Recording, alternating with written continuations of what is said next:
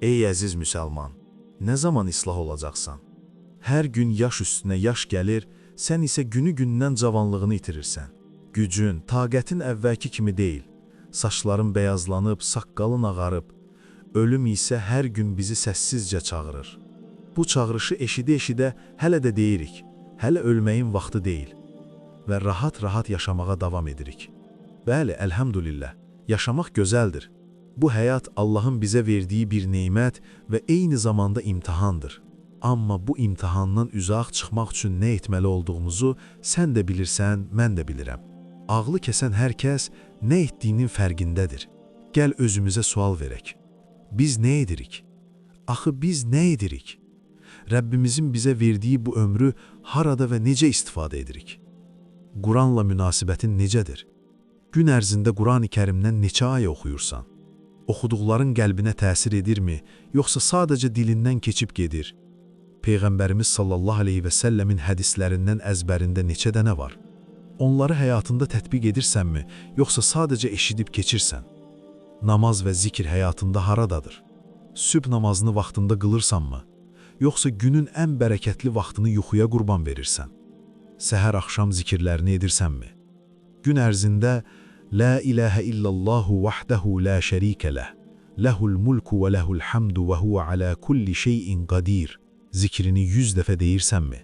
Əstəğfirullaha və ətubu ileyh deyərək hər gün 100 dəfə istiğfar edirsənmi? Bunlar ağır deyil, sadəcə sabitlik istəyir. Amma şeytan məhz bu sabitliyi bizdən almaq istəyir. Oturub durduğun insanlara diqqət et. Ey cənnəti qazanmaq istəyən qardaşım! Oturub durduğun insanlarla nə danışırsan? İmanı artıran mövzularmı, yoxsa boş, faydasız, mübahisəli söhbətlərmi? Alimlərin belə ehtiyatla danışdığı mövzulara girmə, qardaşım. Bu sənin işin deyil, sənin işin tövhidi bilməkdir. La ilahə illallah kəlməsindəki inkar və isbatı dərk etməkdir və buna əməl etməkdir. Ətrafındakı qardaşların islahı üçün çalış. Qeybət edən biri varsa, qorxmadan de. Allahdan qorx. Həram görürsənsə susma. Ən azı qəlbində nifrət et. Bacarırsansa dilinlə xəbərdar et. Unutma. İslam yalnız özünü xilas etmək dini deyil. İslam islah etmək dinidir.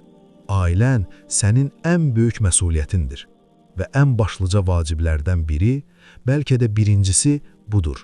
Ailənlə məşğul ol. Zövcəni və övladlarını İslam əxlaqı ilə, İslam ədəbi ilə, namaza qarşı məsuliyyətlə böyüt. Ailənə vaxt ayır, onları başına topla. Dinimizlə bağlı bir kitab ver, oxusunlar, sakitcə otur, qulaq as. Övladlarını kitab oxumağa həvəsləndir. Əgər buna zamanın yoxdursa, bu işi zövcən etsin. Amma bu məsuliyyəti heç vaxt kənara atma. Əgər sənin müsəlmanlıq həyatında bunlar yoxdursa, onda özünə bir sual ver. Mən nə zaman islah olacam? Bu sualı cavablandırmaq üçün öncə başqalarını deyil, özünü deyiş. Çünki islah olmaq sabah deyil, gələn ay deyil, bir gün deyil, bu gündən başlamalıdır. Allah bizi həm islah olanlardan, həm də islah edənlərdən etsin. Qəlblərimizi oyatsın, ömrümüzü bərəkətli etsin.